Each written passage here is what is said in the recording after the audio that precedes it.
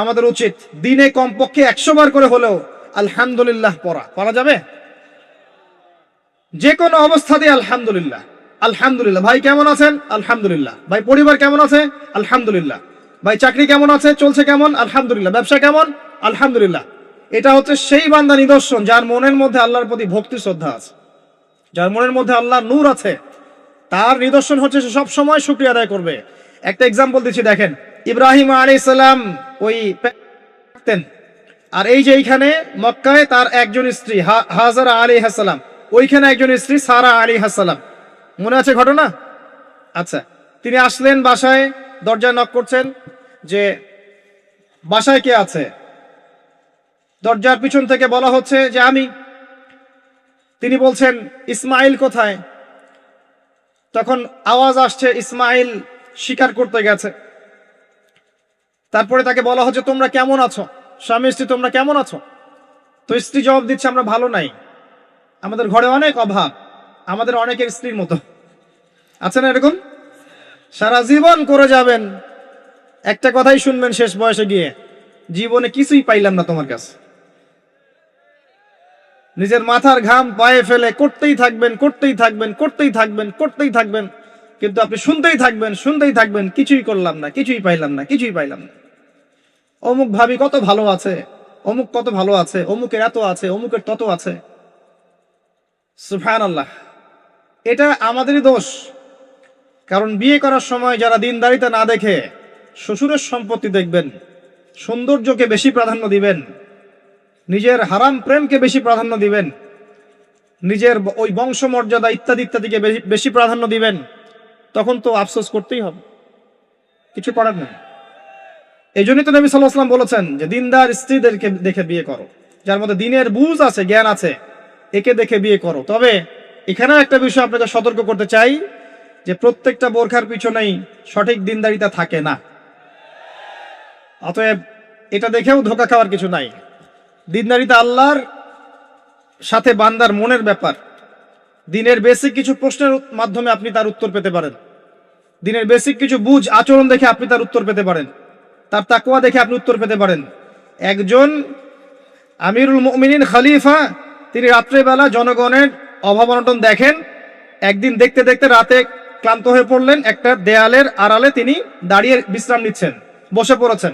দেয়ালের পিছন থেকে তিনি আওয়াজ শুনছেন, মা আর মেয়ে কথাবার্তা বলছে। মা বলছে দুধে পানি মিশাও, আর মেয়ে বলছে যে ইত্তাকিল্লাহ, হে মা আল্লাহকে ভয় করো। তার মা বলছে এখানে তো ওমর নাই, ওমরের প্রশাসন নাই, ভয়ের কি আছে, মিশাও পানি মিশাও। তখন এই মেয়ে বলছে ওমর নাই তো কি হয়েছে, ওমর রব আল্লাহ তো জীবিত আছেন, তিনি দেখছেন।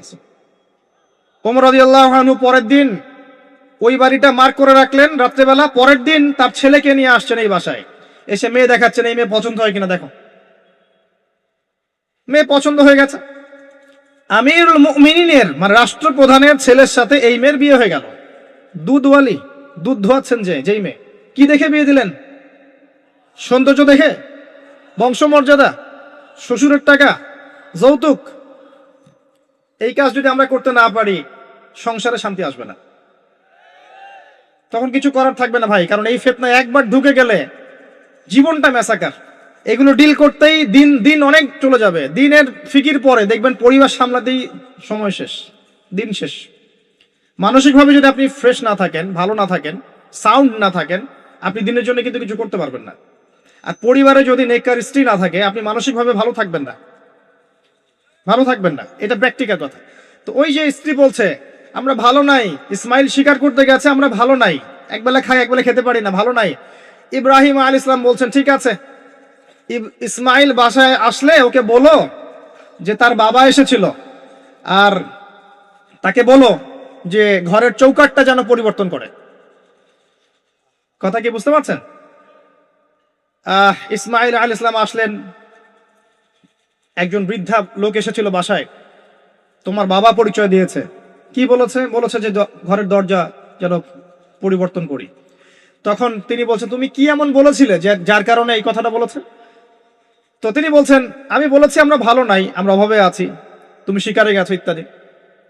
তখন তিনি বলছেন তুমি ভুল করেছো, তিনি আমার বাবা ছিলেন, তিনি একজন নবী, তিনি ইনডাইরেক্টলি আমাকে বলেছেন আমি যেন তোমাকে তালাক দেই। এক কথায় তালাক হতে পারে? দিনদারিতা না থাকলে তালাক দেয়া যায়? যদি ধৈর্য ধরতে ধরতে ধরতে ধরতে আপনি অতিষ্ঠ হয়ে যান, দিনের ব্যাপারে আর কম্প্রোমাইজ করতে পারেন না, সেক্ষেত্রে তালাক একটা অপশন আছে।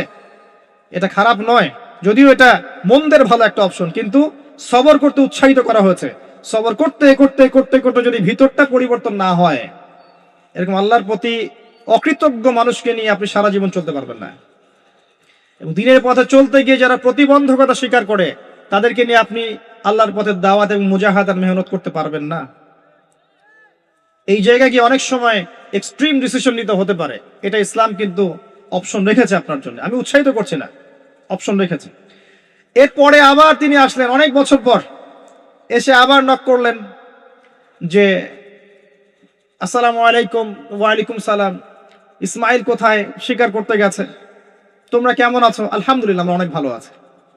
ঠিক আছে, ইসমাইল বাসায় আসলে তাকে বলো ঘরের চৌকাঠটা যেন যত্ন করে আদর করে মহব্বত করে রাখে। কথা বুঝতে পারছেন? এবার ইসমাইল আলাইহিস সালাম আসলেন বাসায়, তার স্ত্রী জিজ্ঞাসা করছে, একজন বৃদ্ধা এসেছিলেন, তোমার বাবা পরিচয় দিয়েছেন, কি বলেছে? বলেছে আমি যেন ঘরের চৌকাঠটা তুমি যেন অটুট রাখো, বহাল রাখো। তুমি কি বলেছো? আমি বলেছি আমরা অনেক ভালো আছি। তখন তিনি বলছেন, আমার বাবা তোমাকে অনেক পছন্দ করেছেন এবং তোমাকে নিয়ে আমাকে সংসার করতে বলেছে। এই হলো অবস্থা। শুকরিয়া আদায় যারা করতে পারবে না, তাদেরকে নিয়ে চলা মুশকিল। লুকমান হাকিম, যাকে প্রজ্ঞা দেয়া হয়েছে, তাকেও আল্লাহ পাক আদেশ করছেন তুমি আল্লাহর শুকরিয়া আদায় করো। যে ব্যক্তি আল্লাহর শুকরিয়া আদায় করে, কৃতজ্ঞতা প্রকাশ করে, যে কোনো হালতেই বলতে পারে আল্লাহ আলহামদুলিল্লাহ আমি ভালো আছি। এবং আল্লাহ রাসূল সাল্লাল্লাহু আলাইহি ওয়াসাল্লাম বলেছেন, কখনো উঁচু স্তরের লোকদের দিকে তাকাবে না। যার উঁচু বাড়ি আছে, তোমার চেয়ে উঁচু বাড়ি আছে, তোমার চেয়ে বড় গাড়ি আছে, তোমার চেয়ে বেশি টাকা আর্ন করে, ওদের দিকে দেখবে না, ওদের দিকে চোখ দিও না। বরং তোমার চেয়ে নিচে যারা আছে, দরিদ্র যারা, তোমার চেয়ে যারা দরিদ্র, ওদের দিকে তাকাও। তাহলে তুমি আল্লাহর নিয়ামতের শুকরিয়া আদায় করতে পারবে ইনশাআল্লাহ তাআলা। আমরা যদি হসপিটালে যাই, শুকরিয়া আদায় করতে পারবো না?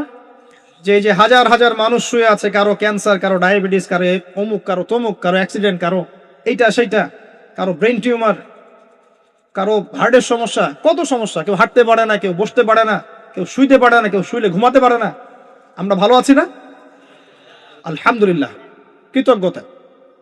যখন আপনি আপনার চেয়ে বিপন্ন কোনো মানুষকে দেখবেন, দেখে যদি এই দোয়াটা পড়েন, আলহামদুলিল্লাহিল্লাযী আফানি মিম্মা ইবতালাকা বিহি ওয়া ফাদ্দালানি আলা কাসীরিম মিম্মান খালাকা তাফদীলা। আল্লাহর শুকরিয়া আদায় করছি যে আল্লাহ তোমাকে যে বিষয় দিয়ে পরীক্ষা করেছেন, আমাকে তার থেকে নিরাপদ রেখেছেন, এবং হাজার মানুষের চাইতে আল্লাহ পাক আমাকে উত্তম জায়গায় রেখেছেন, ভালো রেখেছেন।